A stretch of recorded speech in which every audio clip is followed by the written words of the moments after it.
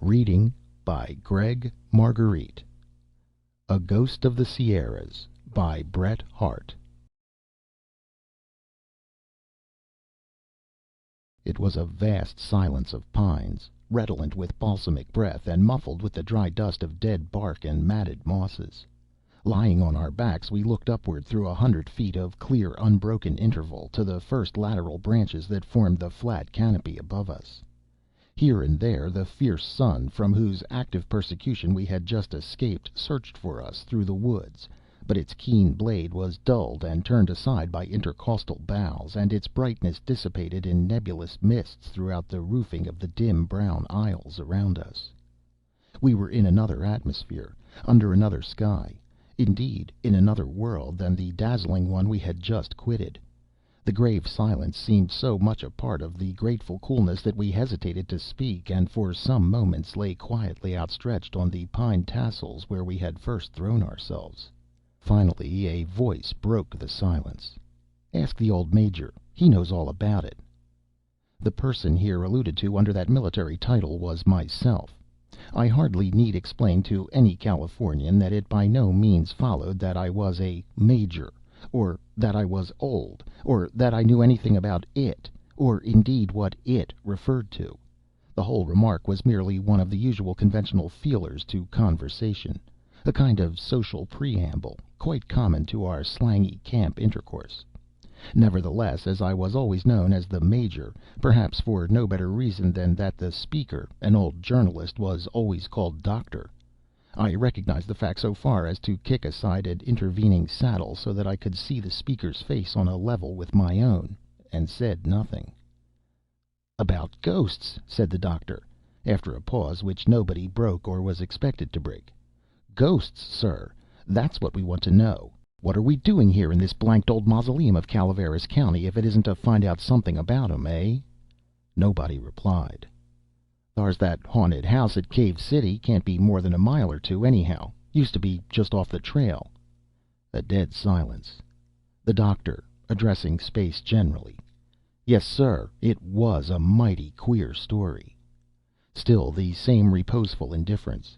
We all knew the Doctor's skill as a raconteur. We all knew that a story was coming, and we all knew that any interruption would be fatal. Time and time again in our prospecting experience had a word of polite encouragement, a rash expression of interest, even a too eager attitude of silent expectancy brought the Doctor to a sudden change of subject. Time and time again have we seen the unwary stranger stand amazed and bewildered between our own indifference and the sudden termination of a promising anecdote through his own unlucky inference. So we said nothing. The Judge, another instance of arbitrary nomenclature, pretended to sleep. Jack began to twist a cigarrito. Thornton bit off the ends of pine needles reflectively. "Yes, sir," continued the Doctor, coolly resting the back of his head on the palms of his hands. "It was rather curious. All except the murder. That's what gets me. For the murder had no new points, no fancy touches, no sentiment, no mystery. Was just one of the old-style sub-head paragraphs. Old-fashioned miner scrubs along on hardtack and beans and saves up a little money to go home and see relations. Old-fashioned assassin sharpens up knife, old style, loads old flintlock, brass-mounted pistol, walks in on old-fashioned miner one dark night, sends him home to his relations away back to several generations, and walks off with the swag. No mystery there, nothing to clear up. Subsequent revelations only impertinence. Nothing for any ghost to do, who meant business. More than that, over 40 murders, same old kind, committed every year in Calaveras, and no spiritual post obits coming due every anniversary, no assessments made on the peace and quiet of the surviving community. I tell you what, boys, I've always been inclined to throw off on the Cave City ghost for that alone. It's a bad precedent, sir. If that kind of thing is going to obtain in the foothills, we'll have the trails full of chaps formerly knocked over by Mexicans and road agents. Every little camp and grocery will have stock enough on hand to go into business. And where's there any security for surviving life and property, eh? What's your opinion, Judge, as a fair-minded legislator?" Of course there was no response. Yet it was part of the doctor's system of aggravation to become discursive at these moments, in the hope of interruption, and he continued for some moments to dwell on the terrible possibility of a state of affairs in which a gentleman could no longer settle a dispute with an enemy without being subjected to succeeding spiritual embarrassment. But all this digression fell upon apparently inattentive ears. Well, sir, after the murder the cabin stood for a long time deserted and tenantless. Popular opinion was against it. One day a ragged prospector, savage with hard labor and harder luck, came to camp looking for a place to live and a chance to prospect. After the boys had taken his measure, they concluded that he'd already tackled so much in the way of difficulties that a ghost more or less wouldn't be of much account. So they sent him to the haunted cabin. He had a big yellow dog with him, about as ugly and as savage as himself, and the boys sort of congratulated themselves, from a practical viewpoint, that while they were giving the old ruffian a shelter, they were helping in the cause of Christianity against ghosts and goblins. They had little faith in the old man, but went their whole pile on that dog. That's where they were mistaken. The house stood almost 300 feet from the nearest cave, and on dark nights, being in a hollow, was as lonely as if it had been on the top of Shasta. If you ever saw the spot when there was just moon enough to bring out the little surrounding clumps of chaparral until they looked like crouching figures, and make the bits of broken quartz glisten like skulls, you'd begin to understand how big a contract that man and that yellow dog undertook. They went into possession that afternoon, and old Hard Times set out to cook his supper. When it was over he sat down by the embers and lit his pipe, the yellow dog lying at his feet. Suddenly, rap, rap, comes from the door. "Come in," says the man gruffly. Rap again. "Come in and be damned to you," says the man, who has no idea of getting up to open the door. But no one responded, and the next moment smash goes the only sound pane in the only window. Seeing this, old Hard Times gets up with the devil in his eye and a revolver in his hand, followed by the yellow dog with every tooth showing, and swings open the door. No one there. But as the man opened the door, that yellow dog, that had been so chipper before, suddenly begins to crouch and step backward step by step, trembling and shivering, and at last crouches down in the chimney without even so much as looking at his master. The man slams the door shut again, but there comes another smash. This time it seems to come from inside the cabin, and it isn't until the man looks around and sees everything quiet that he gets up, without speaking, and makes a dash for the door, and tears round outside the cabin like mad, but finds nothing but silence and darkness. Then he comes back, swearing, and calls the dog. But that great yellow dog that the boys would have staked all their money on is crouching under the bunk, and has to be dragged out like a coon from a hollow tree, and lies there, his eyes staring from their sockets, every limb and muscle quivering with fear, and his very hair drawn up in bristling ridges. The man calls him to the door. He drags himself a few steps, stops, sniffs, and refuses to go further. The man calls him again with an oath and a threat. Then what does that yellow dog do? He crawls edgewise towards the door, crouching himself against the bunk till he's flatter than a knife blade. Then halfway he stops. Then that damned yellow dog begins to walk gingerly, lifting each foot up in the air, one after the other, still trembling in every limb. Then he stops again. Then he crouches. Then he gives one little shuddering leap, not straight forward, but up, clearing the floor about 6 inches, as if— "Over something?" interrupted the judge, hastily lifting himself on his elbow. The doctor stopped instantly.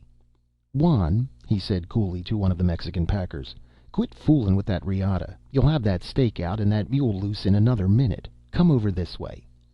The Mexican turned a scared white face to the doctor, muttering something, and let go the deerskin hide. We all upraised our voices with one accord, the judge most penitently and apologetically, and implored the doctor to go on. "I'll shoot the first man who interrupts you again," added Thornton persuasively. But the doctor, with his hands languidly under his head, had lost his interest. "Well, that dog ran off to the hills, and neither the threats nor cajoleries of his master could ever make him enter the cabin again. The next day the man left camp. What time is it? Getting on to sundown, ain't it? Keep off my leg, will you, you damned greaser, and stop stumbling round there. Lie down." But we knew that the doctor had not completely finished his story, and we waited patiently for the conclusion. Meanwhile the old gray silence of the woods again asserted itself, but shadows were now beginning to gather in the heavy beams of the roof above, and the dim aisles seemed to be narrowing and closing in around us. Presently the doctor recommenced lazily, as if no interruption had occurred. As I said before, I never put much faith in that story, and shouldn't have told it but for a rather curious experience of my own. It was in the spring of '62, and I was one of a party of 4 coming up from O'Neill's when we had been snowed up.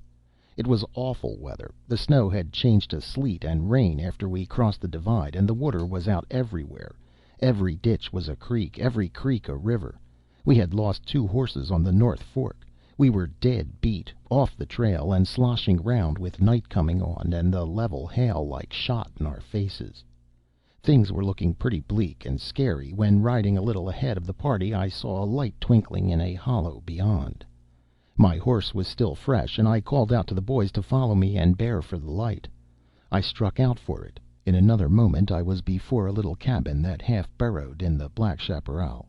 I dismounted and rapped at the door. There was no response. I then tried to force the door, but it was fastened securely from within. I was all the more surprised when one of the boys who had overtaken me told me that he had just seen through a window a man reading by the fire.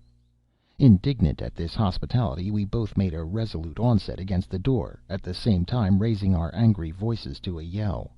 Suddenly there was a quick response, the hurried withdrawing of a bolt, and the door opened. The occupant was a short, thick-set man with a pale, careworn face, whose prevailing expression was one of gentle good humor and patient suffering. When we entered, he asked us hastily why we had not sung out before. "But we knocked," I said impatiently, "and almost drove your door in." "That's nothing," he said patiently. "I'm used to that." I looked again at the man's patient, fateful face, and then around the cabin. In an instant the whole situation flashed before me. "Are we not near Cave City?" I asked. "Yes," he replied. "It's just below. You must have passed it in the storm." "I see." I again looked around the cabin. "Isn't this what they call the haunted house?" He looked at me curiously.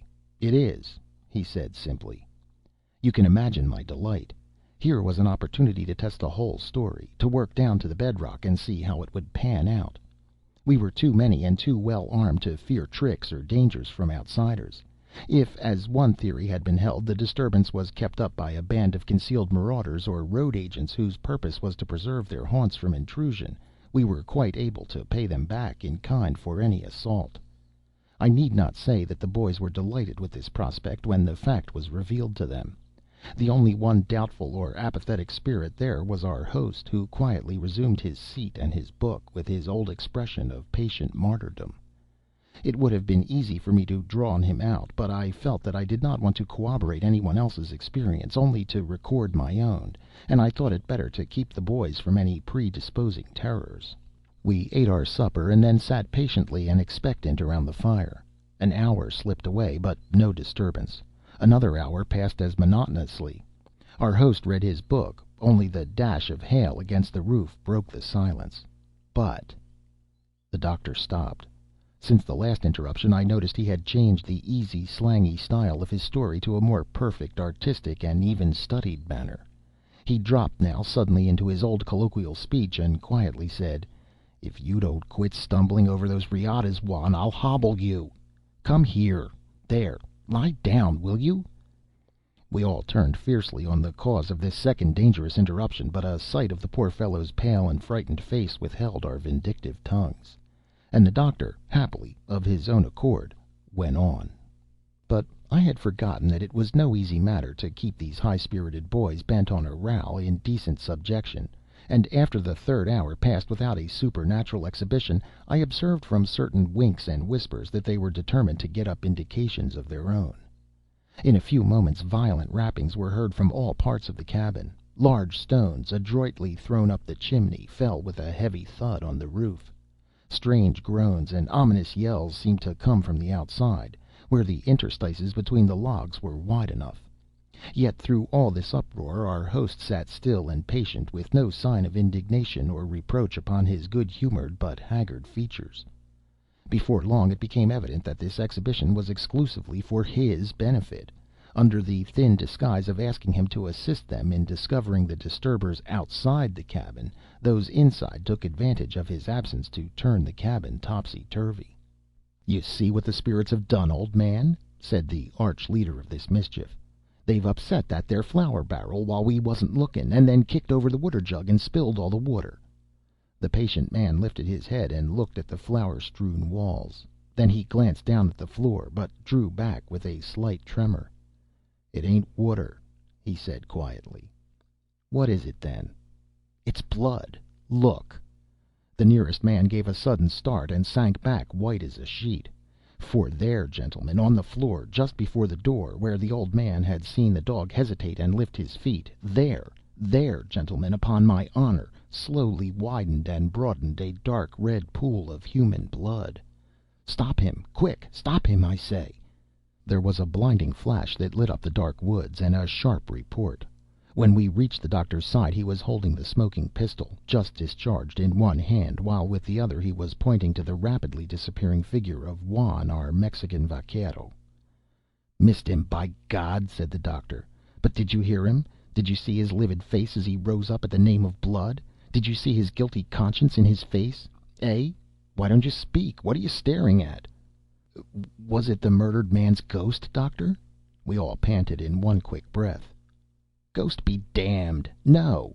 But in that Mexican vaquero, that cursed Juan Ramirez, I saw and shot at his murderer." End of A Ghost of the Sierras by Bret Harte.